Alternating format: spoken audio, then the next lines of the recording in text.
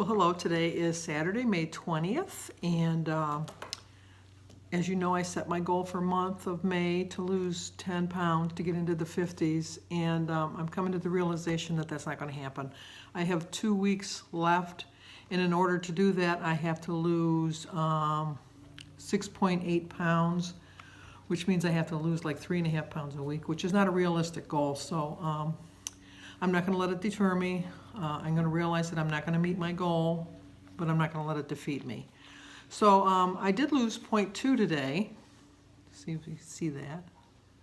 So I'm really happy about that. I really am. I haven't been feeling well the whole week. I've just been off kilter. I haven't really eaten poorly, so to speak, but I'm just not with it, I guess. I don't know.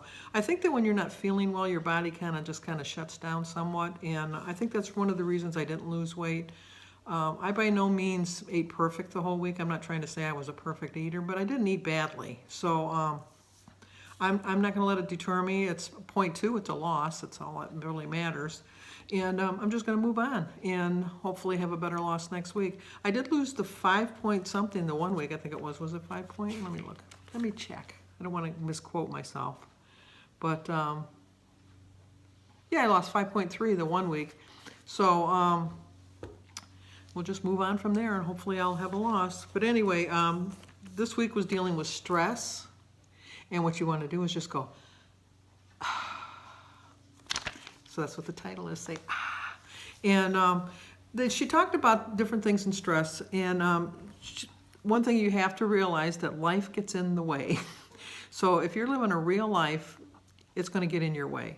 So you have to realize that you're not going to be 100% on your diet all of the time. And if you're 100% on your diet all the time, you're not going to succeed. And everybody went, what do you mean I'm not going to succeed if I follow it 100%? The reason that she said that was if you follow it 100%, you're not learning from your mistakes. And she also pointed out it's not a mistake if you learn from it. So if you eat 100% all the time, you're not going to know that if you go off track, that there's a way to swing it back in to do it the right way. That everybody's going to make a mistake. Everybody's going to get off track. And you learn from it. I'm slowly but surely learning that how to maintain. I'm really proud of the fact that I've lost 37.5 pounds. Kind of bothers me that at one point I had lost 42. But I've stayed within the 5 pound realm, so I don't beat myself up for that. Everybody would rather lose their weight. If someone was to say you're going to eat this the right way and you're going to lose 2.5 pounds every week, you still wouldn't do it. You still really wouldn't do it because life gets in the way, and it really does. And you have to know that this is what's going to happen. So what you want to do is stay the course, and there's different methods to stay in the course. And the first one is to track. You need to be accountable for what you're eating. If you're going to go out to eat, which, as you know, I eat out a lot, you have to make adjustments in your life. If you're going to have a birthday, which I have 3 more coming up in June. I've had 2 so far this month. I have another one, Birdie's, is next week, so I'm going to have 3 birthdays this month. And you're going to go off track. So you have to know that just because it's a one day, that's not an excuse for the whole week, the whole month, the whole year. It's one day. So make plans for it. Be accountable. Track. The second thing you can do is plan. You need to plan on what you're going to eat and have a backup plan.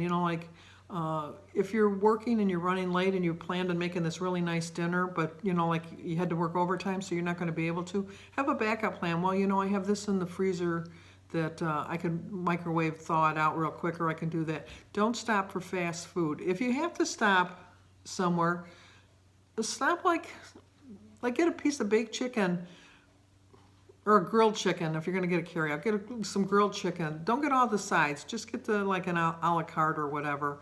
And then go home and have your vegetables and stuff to back it up. So, that's what you need to do. Exercise. I cannot lose weight unless I exercise. If I don't walk every day, I don't walk on the weekends, but if I don't walk every day, I'm not going to have a loss. And I just know it. I have to get some sort of exercise in. And you know what? Exercise just makes you feel better all the way around. And Meetings help. If you know you're going to gain and you don't want to go to your meeting, even if it's not like a public meeting where you're going to meet, know that you're going to meet your scale once a week. Nobody wants to get on the scale. You really don't. But, pick a time, pick the same time. Let's say you're going to pick like a Saturday morning at 9 o'clock. At Saturday morning at 9 o'clock, get on that scale. You can't, that's your meeting time. Whether you pay somebody to go to a Weight Watchers meeting or a TOPS meeting or Overeaters Anonymous meeting, that's your own little meeting. And then have your own little pep talk. This is where I went wrong for the week. Reflect. This is what I did right. This is what I did wrong. And then the other thing they taught you about stress is you have to realize the difference between expectations and reality. Everybody wants to know that they're going to lose 2.5 pounds a week if they really stick to a diet. But the reality is sometimes your body just doesn't want to give up that weight. Sometimes it's just content to where it's at. Don't get discouraged. Just know that, it's going to come around the following week. You want to be in a state of mental or emotional well-being. You have to know that you don't want to have an emotional eating binge. If you're having some kind of emotional problems at the time, think about it and realize what the problem is and overcome it by not eating. Go for a walk, go work in your garden, read a book, meditate, pray, whatever works for you. And you want to resist situations that are going to put you in a stressful situation. So, everybody knows that, if you know that there's construction on this one particular drive that you're going to go home and it's going to be a stressful drive home, try to pick an alternate route. It might be like a longer way to get home, but in the long run, it might be the shorter way to get there. And it'll be less stress, and you'll just feel better all the way around.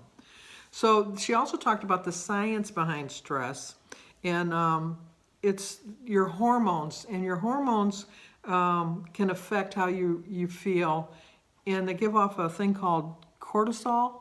And what that is the fight or flight mode. And in the old days, you had the fight or flight mode, and if something scared you, like if you were getting attacked by, a wild animal, you'd run. And so that kind of built up your, that was your flight or, fight or flight. You knew you couldn't beat the animal, so you're going to run. And that built up energy. Well, now we go to food because the fight or flight, which makes no sense, but that's what we do, and we gain weight. Anxiety is another thing that causes you to want to eat.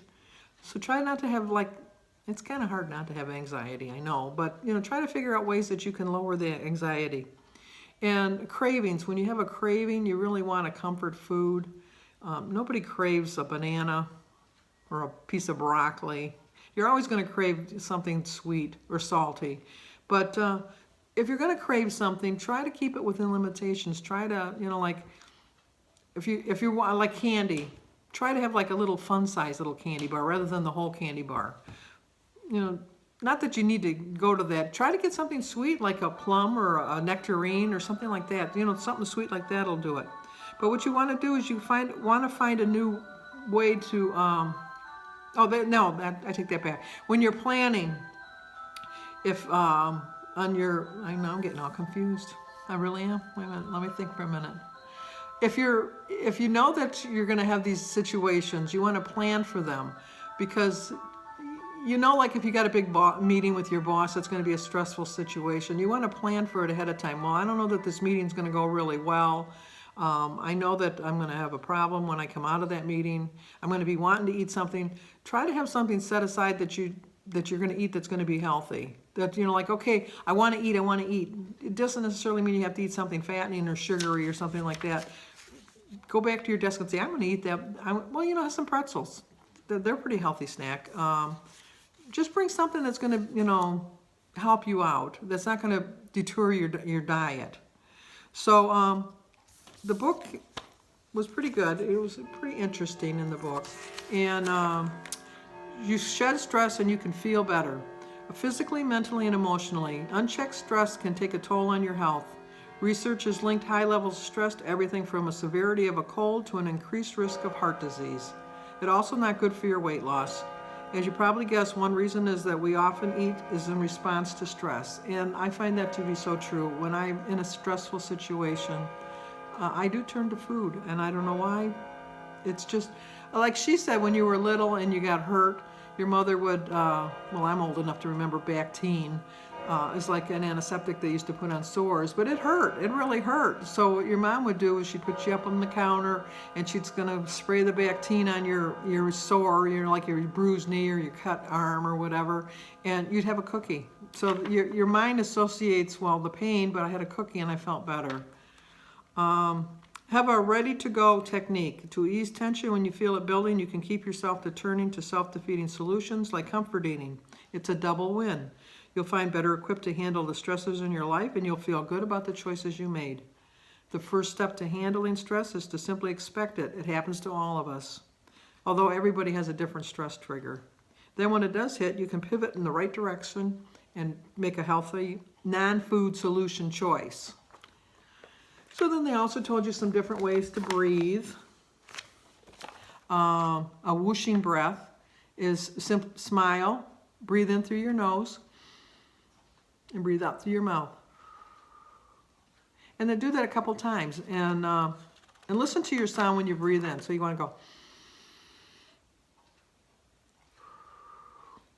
go. You can count your breath when you breathe in deeply. When you're holding it into your belly, count to like 3. Go. And then you feel better. Sometimes you just want to take a relaxing sigh. Sometimes it's just because you're discouraged. You just go, I do that a lot.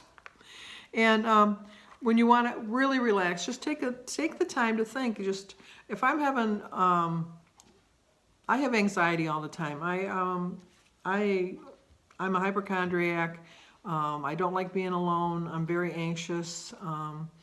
I put myself in stressful situations.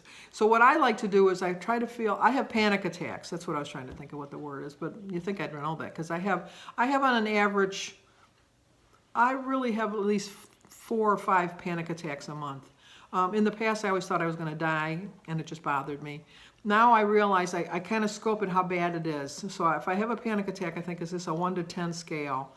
And if I say it's a 10, then I'm going to say I'm going to give myself 10 minutes to relax. And if after 10 minutes I'm still not relaxed, then I'll call 911.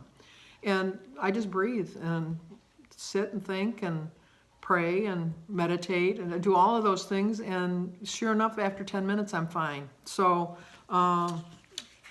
if you've never had a panic attack, it's like a fight or flight thing. Your heart starts beating real fast, everything closes in, you get hot and sweaty, and you get cold, and it's the worst. It's absolutely the worst. In the past, I let them define me. I don't let that do that to me anymore, and I know I'm going to have them. I have them, I move on. Then the think again page is the unhelpful thought is, I am so stressed out, I need to eat something. But the helpful thought is, stress is hard, but there are other ways to manage stress without eating. An unhelpful thought is, it's hard work changing my eating habits and choices, tracking and staying on plan, it's just too stressful. But the helpful thing is, changing my eating habits can be hard work, but also carrying this extra weight around, that's hard work too. So I have to make changes, but I can do it using my favorite foods. So the recipe, I don't have time for the bubbles, so I'm running out of time because I babbled on so much. The recipe is spaghetti carbonara. So hopefully you'll like that. I'm not a big fan of spaghetti. I like mustacholi, which I know is the same thing basically, but I like mustacholi better. So that's the book. And she ended the meeting with a quote which said, "The time to relax is when you don't have the time to relax." So just remember that everybody needs to relax every once in a while, and just get back on track. Just really get back on track. So remember to go. I'll see you guys next week.